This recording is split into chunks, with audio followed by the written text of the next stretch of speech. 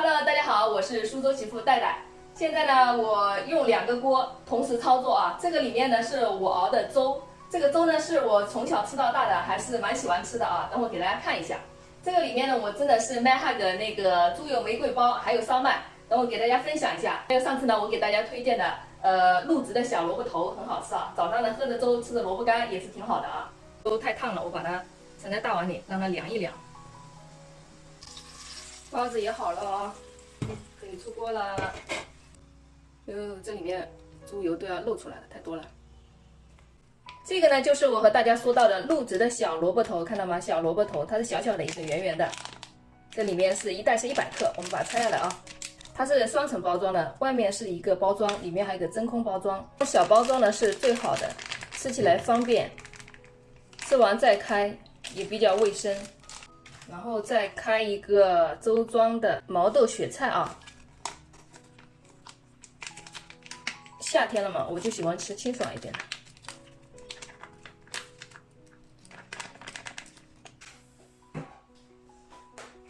都是大麥，大麥把它粉碎了之後，就是變成大麥粉。煮粥的時候呢，和大米放在一起煮，煮出來呢，它就是顏色呢帶點粉色、粉紅色的粥。我不知道你們有沒有吃過這種粥啊，很好吃。那它也屬於雜糧吧。這個呢，就是我和大家推薦的豬油玫瑰包啊，上面是有3個點點是玫瑰包。你看這邊呢，豬油都已經滲到這個外面了。我每次吃都是弄了1手的豬油，給大家看一下，掰開啊，好燙。這個玫瑰包呢是帶一點點甜口的，裡面呢不僅有玫瑰，它裡面還有松子，看到吧？這裡面看得出來吧？非常多的豬油，然後這裡面還有松子啊，然後它是甜甜的。現在目前我吃到的豬油玫瑰包，我覺得他家的玫瑰包是最好吃的。這個就是我和大家推薦的入職的小蘿蔔頭，脆脆甜甜的，口感呢是鹹中帶甜，甜中帶鹹，很好吃。特別是現在早上吃粥啊什麼的挺好的，而且它是小包裝嘛，小包裝的話。家裡面就是早上菜一袋啊，吃剛好。小包裝的話比較方便，如果公司的工作餐啊吃的膩了，也可以帶到公司去吃啊，也是比較方便的。特別其實這種啊，年輕人喜歡吃，老人的話就更喜歡吃了，很好吃。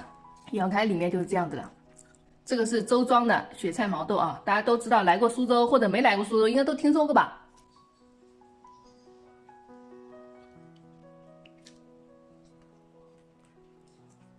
之前我也沒想起來推薦，就是蘇州特色的一些榨菜呀，或怎麼樣的，也是粉絲朋友讓我幫他帶買，我才想起來了。天氣熱了，還有這個好東西還沒有跟大家分享呢。